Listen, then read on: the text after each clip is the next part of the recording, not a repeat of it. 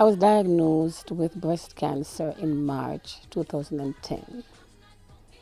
My daughter was 1 year old at the time, and my doctors recommended that a mastectomy was the best way to go based on the tumor that I was diagnosed with and how it had spread in my breast. My husband and I decided that we would go with the doctor's recommendation, and the mastectomy was done on April 4th, 2010. After mastectomy, once again based on the tumor that I had, I was encouraged to do chemotherapy, and I had to do 6 treatments of chemotherapy. And after chemotherapy, once again, based on the tumor that I had to go on another drug called Herceptin, and that I had to do for 13 months. Herceptin is administered just like chemotherapy, intravenously.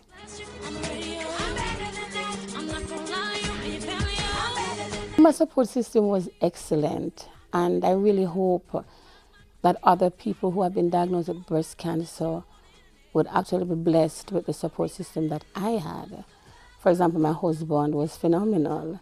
And my husband would go to my chemotherapy sessions with me. He would hold my hand and he would sit through chemotherapy with me. And chemotherapy was on average 2 hours.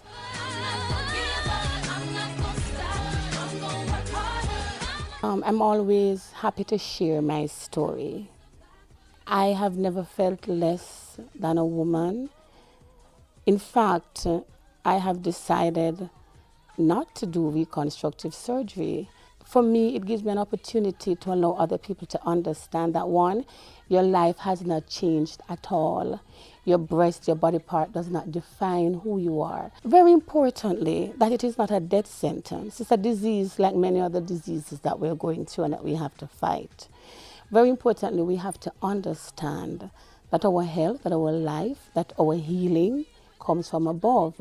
And this is something that we have to ask our Lord, who is our creator, and who our ultimate healing comes from. We have to put this to him. We have to trust that our healing comes from him. Secondly, you have to listen to the advice of your doctors. I believe that we have excellent health care in Jamaica. I believe that we have some of the best doctors here. And for the treatment that I have received, I wouldn't have exchanged it for anywhere else. And so listen to the advice of your doctors. Do what your doctors ask you to do. Do not listen to people who have never even experienced cancer, because people who have never had cancer have a tendency to offer advice for cancer treatment. So listen to your doctors. And just don't be afraid. It is what it is. You have to accept it is what it is, and you have to do what you have to do to get through it. It's not the end of the world, and it is not anything to be scared of.